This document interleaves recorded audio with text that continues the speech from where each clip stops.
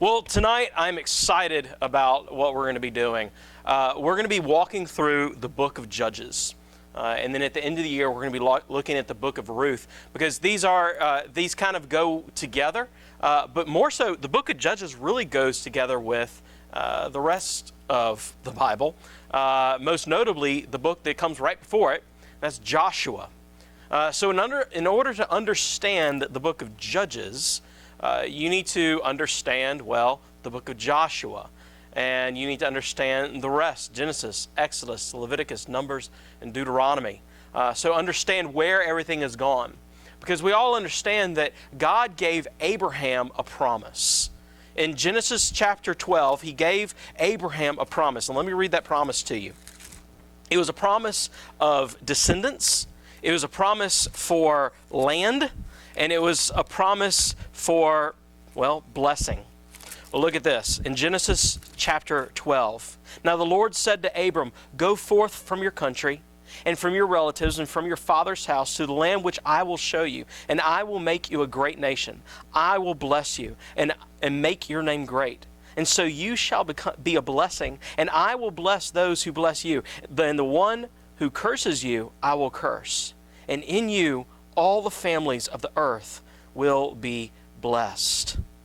So you see that God gave Abraham a promise. And then Abraham, he ends up only having how many sons? One son.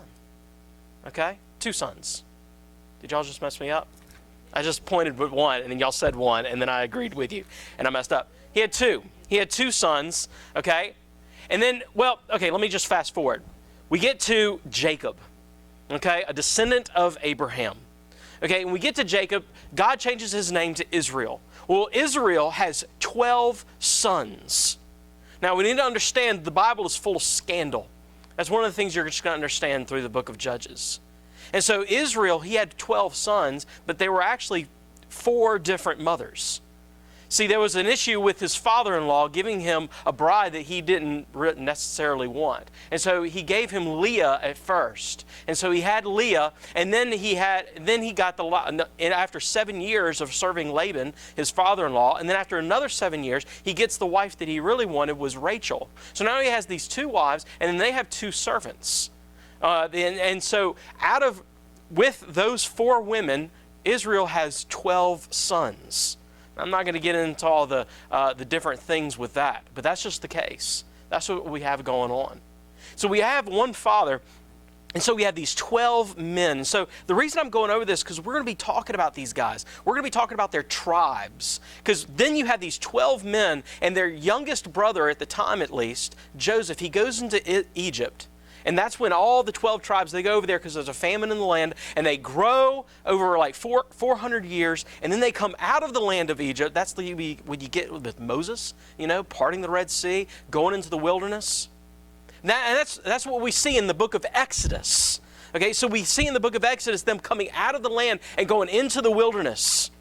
And then we see in the book of Deuteronomy, we see this re-giving of the law because they have been disobedient. And so you have this re-giving of the law. And actually, did I skip a book? I skipped a book. Okay, you have the book of Numbers, and where they're in the wilderness, and they're being basically purified because they had disobeyed God. They had worshipped another god, saying, "Hey, we want to go back to Egypt." And now all of a sudden, God says, "Fine, you're going to stay here in the wilderness. You're not going to be able to go into this land that I promised to Abraham." Years ago, hundreds of years ago, I promised your father Abraham this land. You will not be able to go into it. And see, the issue was, and I need to bring up a guy named Caleb and a guy named Joshua. See, when they were in the wilderness and they were about to go into the land of Canaan, they sent men to go scout out this city. And when the scouts came back, everybody was saying, "These guys are too big for us. They're the son of Anakim. They're a son of Anak. These guys are too big. They're too powerful. We can't go in there." And Moses is saying, "No, we can't. It's the power of God." And Joshua and Caleb, who had also gone in there with them, they came back as well. And they were like, "Yeah, we can do this. We can take these guys. God is behind us. Remember Egypt? Remember the Red Sea? We can do this." And everybody else turned against them. Well, God spurned in his anger over this, and so he decided, I'm going to keep you in the wilderness until everybody 20 years and under, everybody who's 21 or over basically is going to die except for Caleb and Joshua. And I'm not going to allow you to go into the land. And so that's what happens. They all die. And all of a sudden now all these 20-year-olds who are like, I think 40 years later, so these guys are like 60 years old now. And all their sons and daughters. And so now they're the ones who are going to go into the land. And so we get, all of a sudden now you get into the book of Joshua. And going back to the book of Deuteronomy, they kind of reevaluate this law. It's the re-giving of the law.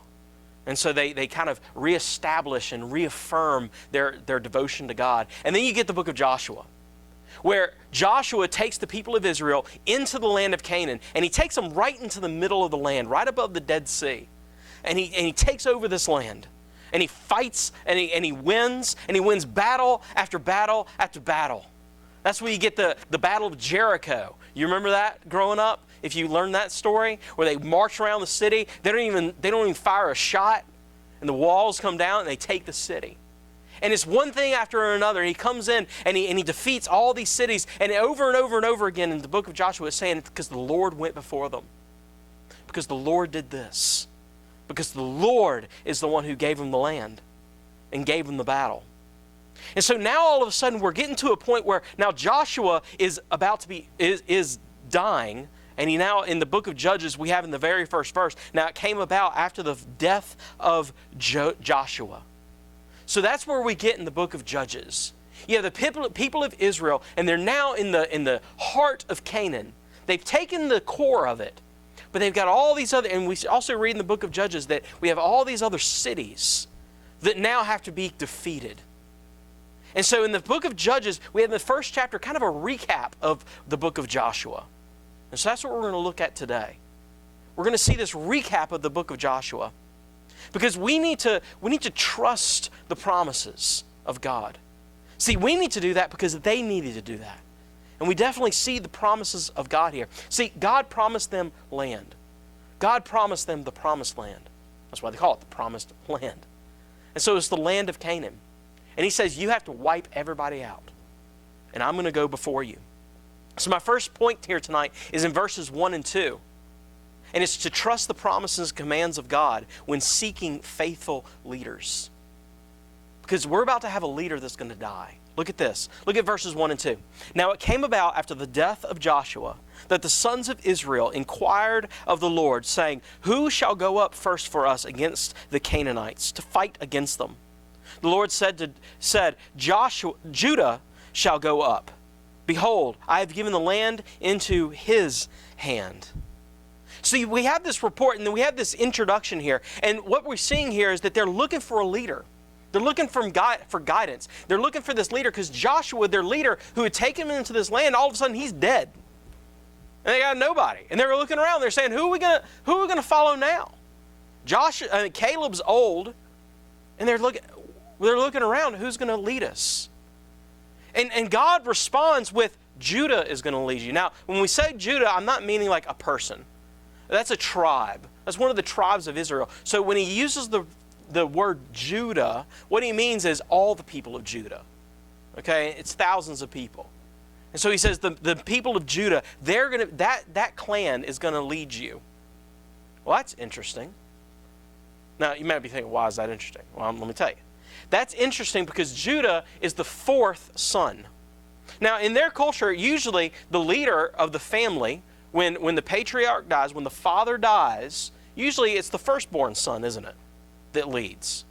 Well, Judah is the firstborn son. Judah is the fourth-born son. So why not the other three? Why not Reuben? He's the firstborn. Well, it's because he sinned against God. One of the things that Reuben did is, and this is a tough truth, but what he does is he actually sleeps with one of the mothers of Israel. It's actually Bilhah is her name, and it was Leah's servant. And so what he does is he sleeps with her, and she is the mother of Naphtali and Gad. And so all of a sudden, he's not going to lead. He's not going to lead. He committed adultery. What about Simeon and Levi? They're the next two. What about those two guys? Why can't they lead? Why does it have to be Judah?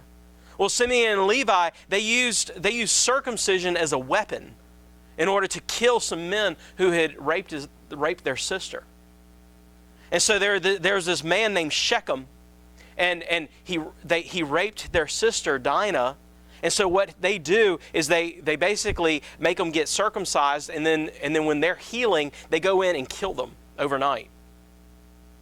And so God says, no, you can't use the sign of the covenant as a weapon against people. And so he says, no, it's not going to be Simon and Levi. And in the blessing that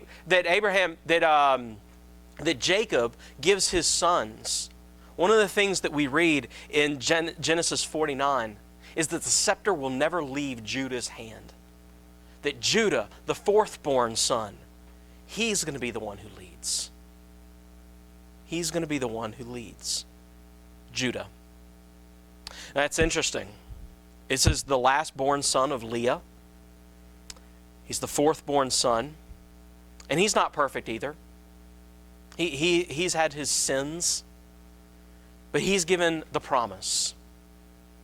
How many of y'all know a very well-known Judahite who was also, or is also, king? Sunday school answer. That's true. David. After him. Jesus. Yeah, Sunday school answer. It's Jesus. Jesus is from the line of Judah. And so you have this promise. So anyway, so let's go back to our text here. So they say, who's going to lead us? We don't have a leader. Who's going to lead us? We need somebody. And they look to Judah. The thing is, there was the promise that Judah would lead. There was the promise that he was going to be the leader. And so really what they did, look what they did here in verse 1. They inquired the Lord. They inquired of the Lord. They went to seek the Lord for help. We need a leader. God, give us a leader. And he says, remember my promise? I gave leadership to Judah. Y'all, we could learn from this today. This is not something that we have to just leave in this time. Today, we choose leaders all the time today. We're in a very contested presidential campaign right now. We're seeing leadership all the time. I think it is important, and that's why I put here, trust the promises and commands of God when seeking faithful leaders. I think we need to consider God's word when we're choosing our leaders. Consider who their leader is. Who are they submitting to? Is this leader submitting to Christ? Is he submitting, or she submitting to God? If the answer is yes, then I say that at least that leader is worthy of consideration. But if that person has no submission to God, then I don't think that's a leader that we should consider. Here, Judah was the choice of God. And Judah is obeying God for the most part. Well, let's look at that. Look at verse 3. Then Judah said to Simeon, his brother, come up with me into the territory allotted me, that we may fight against the Canaanites, and I in turn will go with you into the territory allotted you. So Simeon went with him. Okay, let me explain to you what's going on here. Okay, one of the things that happened, instead of all the Israelites going to the land of Canaan and them running in and fighting over the land, it's like, ooh, I got this piece. It's got a great waterfront property, and we got this beachfront over here. I'm going to take this. You know, this has got some good farmland. You know, these guys didn't like go in there and tinker around with it. No, they were assigned land. All of them. All of them were assigned little plots of land, except for Levi. Levi didn't get a plot. Levi was the priestly order, and so what they were going to do is basically live among all the people. And then one other little group was called Simeon, little small tribe, not very many guys. In fact, they were like half of the average of all the tribes. So they're just small little tribe. And they get a piece of land. It's really weird. They're landlocked, basically. They get a little piece of land in the middle of Judah's land. So Judah gets this big piece of land, okay? It's kind of right below Jerusalem to the east of the Dead Sea, or west of the Dead Sea.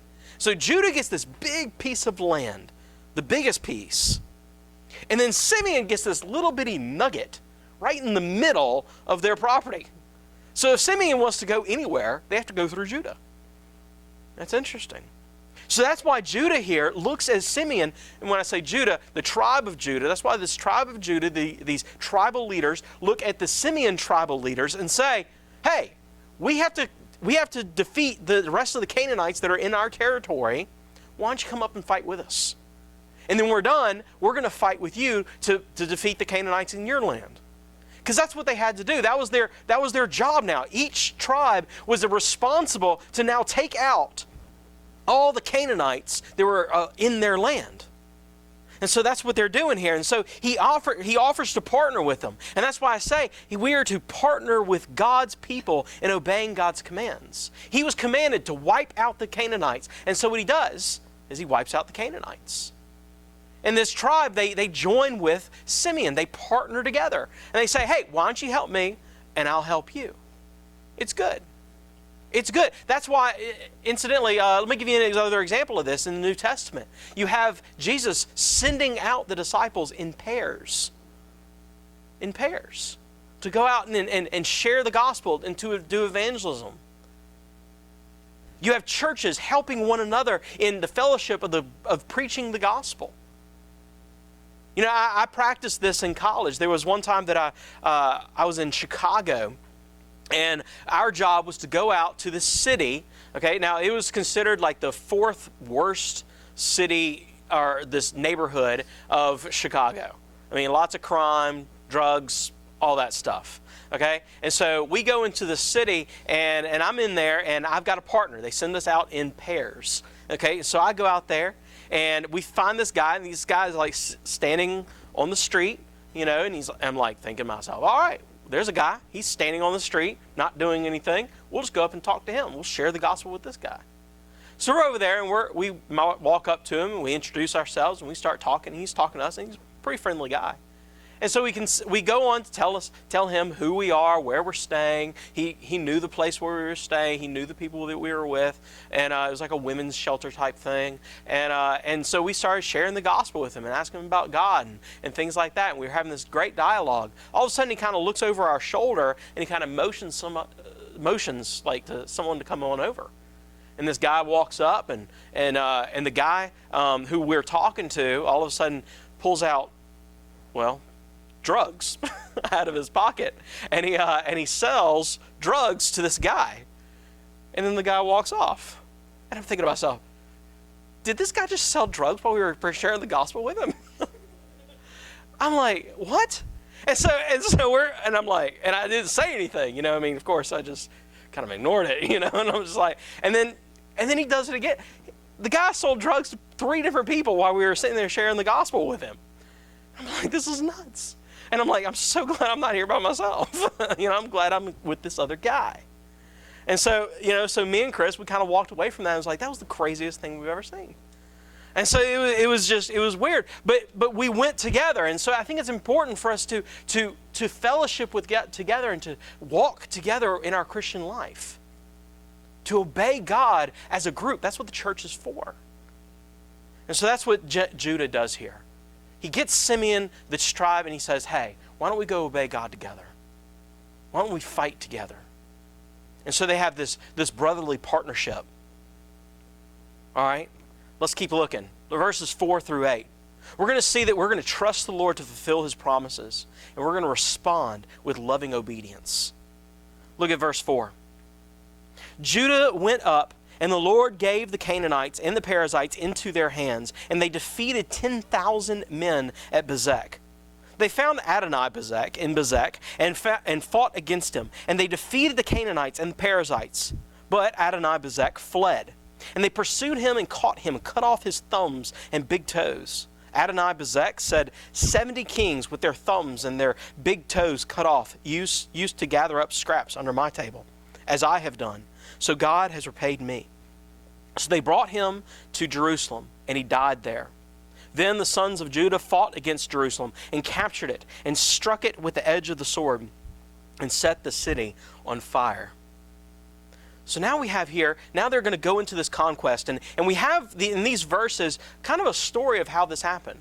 Now, many of these conquests that we're going to see, it's going to say, and they defeated this city, and they defeated this city, and we don't really get any much detail. But here he gives us some detail of what happened.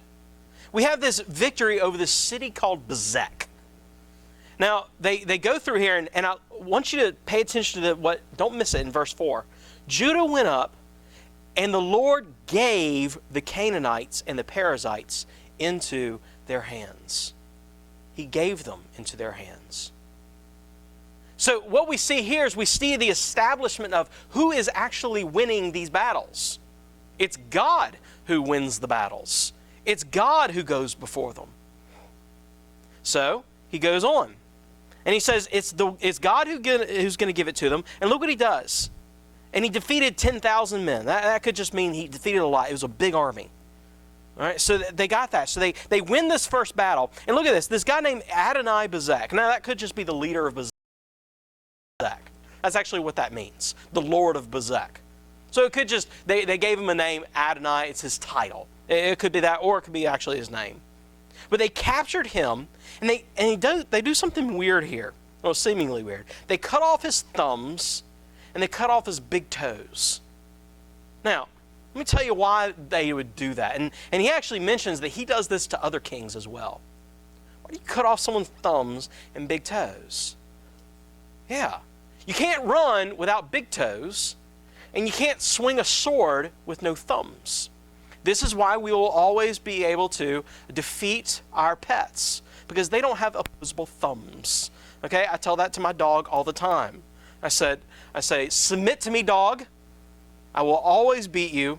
I have opposable thumbs. Okay? So you can't do anything without that. Okay? That's why we have superiority over all animal species. No, I'm kidding. But we have thumbs. We have toes. So this guy, what they do is they cut him off. And also it's for humiliation. It's for humiliation. You can't swing a sword. You can't run. You can't defend yourself. You can't fight for your people. But you're still alive. So it's out of humiliation. So they cut off their thumbs and their big toes. And this guy, look what this king does. Look what he says. He says that he's done the same thing to other people. And look, as I have done, so God has repaid me. Apparently this guy had done this to other kings, and now he's seeing it in theological light. And he's saying, God has repaid me for this. And then all of a sudden it says they brought him to Jerusalem. That's where he died. We don't get any details on that. Who knows why he died, how he died. But then we have in this, then the sons of Judah fought against Jerusalem and captured it and struck it with the edge of the sword and set the city on fire. Now obviously Jerusalem belonged to some other people at the time. In fact, it probably belonged to a group called the Jebusites. The Jebusites. And so it's a people. And so they went there and look what they had to do. They had to completely destroy it. Now David in later in books, what we see is he has to kind of come in and actually retake it. But we have this conquest of Jerusalem. And look what they did. They destroyed it all. Now we have to also understand, I think they what they also is implied here is that not only did they destroy the buildings and everything like that, but they killed everybody in it. They killed man, women, and children. Yes, by the edge of the sword. Yeah. Let me tell you why they did that. Okay, now I'm not going to be able to give you a big defense of this, but sometimes people will come to you and they'll say, what about all the bad things that the Jews did or the Israelites did in the Old Testament? What about killing all those men, women, and children? Why is that allowed? Why do you follow a God who, even if he is real, why would you follow a God who would do something like that? Well, this is why. Look at Deuteronomy. In Deuteronomy 7, 1 and 2. In Deuteronomy 7, 1 and 2, we see the command from God. It says, when the Lord your God brings you into the land where you are entering to possess it, and clears away many nations before you, the Hittites, and the Girgashites, and the Amorites, and the Canaanites, and the Perizzites, and the Hivites, and the Jebusites, 7 nations greater and stronger than you. And when the Lord your God delivers them before you, and you defeat them, then you shall utterly destroy them. You shall make no covenant with them, and show no favor to them. The command was to destroy everything. Don't make a covenant with them. Don't intermarry with them. Don't have any allies with them. You destroy them all. Now, it wasn't because God was just mean. The Canaanites had sinned against God's people. When Moses was coming out of the land, they sinned against them. And this was a judgment on the land of the people of Canaan. So God was judging the people of Canaan in their sin and their unrepentance with the people of Israel. And that's why he said, you need to destroy them all. You are the hand of my vengeance. You are my wrath, is basically what he was saying to them. But they didn't do it. That was their command, and we see that with this one king. They cut off his thumbs and his big toes, but they don't kill him right away. They take him to Jerusalem, and then he dies. But then they obey it when they go to Jerusalem. They obey this command, this mandate to destroy everyone. Well, this is a hard command to obey. Well, let's keep looking here. So, in verses 9 through 20, what we're going to see is that we're going to trust that the Lord is faithful, even when we are faithless. Look at this. In verse 9, afterward, the sons of Judah went down to fight against the Canaanites, living in the hill country, and in the Negev, and in the lowlands. So they go south of Jerusalem, and they start fighting this hill country, which is Hebron, and this Negev area. So Judah went against the Canaanites who lived in Hebron. Now the name of the Hebron was formerly Kiriath Arba. And they struck Shisha, Iman, and Talmai. These are 3 sons of Anak, who was kind of a formidable opponent of theirs, a big enemy of theirs. And so they named these 3 leaders in this Hebron area. So they defeat Hebron, these sons of Anak. Then they defeat another city. Look at this. And they defeat a city called Debir. Look at verses 11 through 15. Then from there, he went against the inhabitants of Debir. Now the name of the Debir was formerly Kiriath Sepher. And Caleb said, the one who attacks Kiriath Sepher and captures it, I will even give him my daughter Aisha for a wife. Othniel, the son of Kenaz, Caleb's younger brother, captured it. So he gave him his daughter Asha for a wife. Then it came about when she came to him that she persuaded him to ask her father for a field. Then she alighted from her donkey, and Caleb said to her, what do you want? She said to him, give me a blessing. Since you have given me the land of the Negev, give me also springs of water. So Caleb gave her the upper springs and the lower springs. So here's what happened. Caleb, who's this old patriarch, okay, he's kind of this old last living kind of guy, okay, and he says, I need somebody to take this city. I need somebody to take Debir. Anybody who can take Debir, anybody who can capture it, I'm going to give him my daughter as a wife. Now, obviously, we're not dealing with 21st century America here, and this was a very common practice. In fact, she would be honored to have a husband who was a great conqueror and a powerful leader, and she would be happy to be that, and he would also be happy to have this man as a son-in-law. So this was a normal thing, so this isn't like a weird thing according to their culture. And so he says, I'll give you my wife. And so it ends up being his either younger brother, or it could be actually his nephew. It's weird in the language. It's basically a close family member. And so it's this guy who actually ends up doing it. And he takes over and he gets Asha, whatever her name is, as his wife. Well, look what she does. So she gives him a dowry, which is land. Okay, this valley land. Now, it's also in a desert. And what she notices is we don't have any water in this desert. And so she asks her husband, can we go to my father and ask him for water? Which means, can we get some spring water? So she's wise. She's smart, but guess what? She's also respectful. She doesn't manipulate these men. She doesn't do anything like that, but she does something. She asks. And then she goes to her father and she requests, can we have these springs. And guess what he does? He not only gives her one spring, but he gives her upper springs and lower springs. She's a respectful woman. And she gets this, and so they have this, and so she's proactive, and Caleb blesses her. She's respectful. So that's an interesting little story within all these combats. Now let's keep looking. Let's keep what happens. Look at verse 16. The descendants of the Kenite, Moses' father-in-law, went up from the city of palms to the sons of Judah, to the wilderness of Judah, which is in the south of Arad, and they went and lived with the people. Don't miss this. What they just did is, instead of going up to this land and defeating the Canaanites like they were supposed to, they lived among them. They moved in. Now, it doesn't say why they moved in, but they moved in. Y'all, they were not supposed to do this. This was against the mandate to wipe out, to drive out all the Canaanites. Instead, they move in. Now let's keep looking. Verse 17. Things start to go downhill, y'all. Look at this. Then Judah went up with Simeon, his brother, and they struck the Canaanites living in Zephath and utterly destroyed it. All right, so they're getting back on track. So the name of the city was called Hormah. That word actually means devoted for destruction. And so that's interesting. They renamed the city. So it seems like they're back on track. Look at verse 18. And Judah took Gaza with its territories, and Ashkelon with its territories, and Ekron with its territories. So we just have 3 cities mentioned here, and it just says it took them. I'm going to assume that they went ahead and destroyed them because there's no indication that they didn't. Now, look at verse 19. Now the Lord was with Judah, and they took possession of the hill country.